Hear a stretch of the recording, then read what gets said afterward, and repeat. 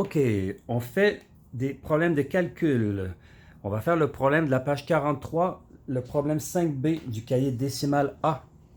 Donc, on nous dit dans ce problème que François visite une usine d'emballage de riz et il voit que chaque caisse contient 24 boîtes de 12 sacs de riz chacune. Donc, chaque caisse contient 24 boîtes de 12 sacs de riz. On va l'écrire ici, ok? Une caisse, ça l'égale 24 boîtes de 12 sacs de riz chacune. Donc, chacune, ça veut dire chaque boîte. Donc, une boîte égale 12 sacs de riz.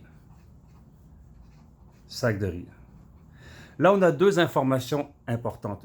Une caisse égale 24 boîtes et une boîte égale 12 sacs de riz.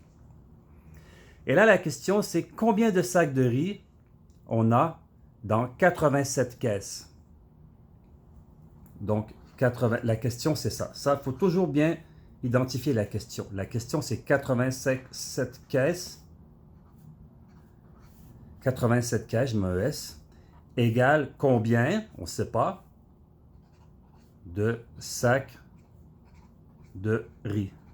Ça, c'est la question. La question, c'est 87 caisses égale combien de sacs de riz? Elle est posée de la façon suivante. Combien de sacs de riz y a-t-il dans 87 caisses? OK?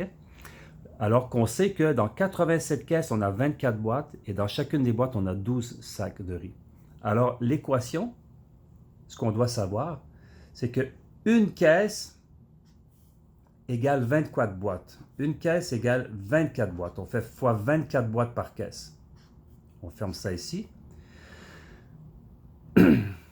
Ça, c'est une caisse, ça. OK? Et là, on a 87 fois ça. Donc, on va faire 87 fois une caisse. Ça, c'est une caisse. Une caisse, c'est une fois 24 boîtes. OK? Et ça va nous donner un nombre. Et après ce nombre-là, on va savoir que dans chacune des boîtes, on a 12 sacs de riz. Donc, ça ici, je mets des parenthèses, hein, c'est pour dire ça ici, c'est les boîtes. C'est les boîtes par caisse. Ça ici, tout ça, c'est le nombre de boîtes dans les 87 caisses. Et quand on va avoir le nombre de boîtes totales, on sera capable de dire la réponse de ça ici, là, la réponse de ça, autrement dit la réponse, qui est le nombre de boîtes totales dans les 87 caisses. On va le multiplier par 12 sacs de riz. Et là, on aura la grande réponse. La grande réponse. Qu'est-ce que ça veut dire? On doit savoir il y a combien de boîtes par caisse. Il y en a 24. Et là, on sait qu'on a 87 caisses. Donc, on a 87 fois 24. Lorsqu'on a trouvé cette réponse, on sait que dans toutes les boîtes qu'on a, il y a 12 sacs de riz par boîte. Donc, on va multiplier par 12 et là, on aura la réponse finale. Autrement dit, on va faire 87 fois 24. Et là, on va obtenir le nombre de boîtes. Parce qu'on a 87 caisses de 24 boîtes. Alors, on va faire 87 fois 24. 4 fois 7 égale 28. On met notre 8 ici, notre 2 en haut ici. 4 fois 8 égale 32. Plus 2, 34. Et là, je barre mon 2 et j'écris mon 34. Maintenant, on commence avec le 2 ici. 2 fois 7 égale 14. Le 4, on le met ici, en dessous de la ligne du 2. Donc, on a dit 14, je mets mon 4 ici. Le 1, je le mets sur le prochain nombre, qui est le 8, au-dessus.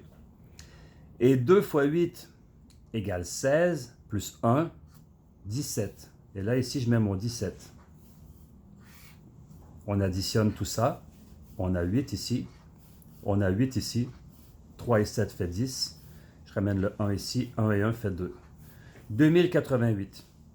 On a 2088 boîtes en tout. OK? Donc là, on a identifié le nombre de boîtes.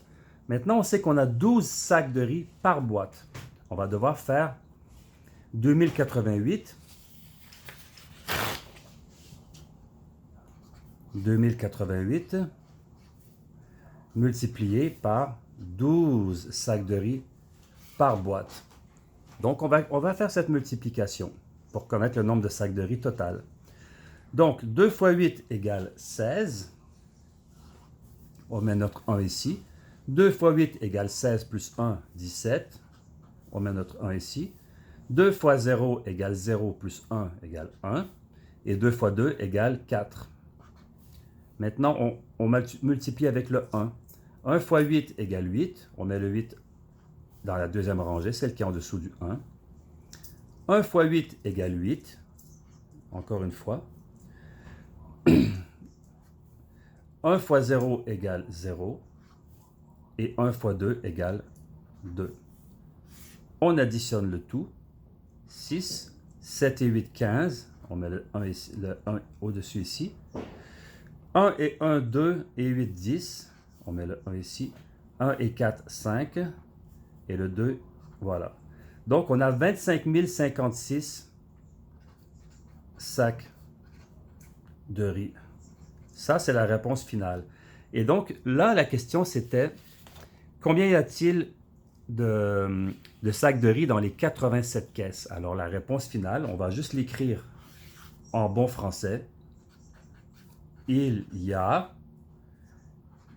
25 056 sacs de riz dans les 87 caisses. Et voilà, on a répondu à la question du problème. Je mets un point et voilà. On a la phrase de réponse à la question.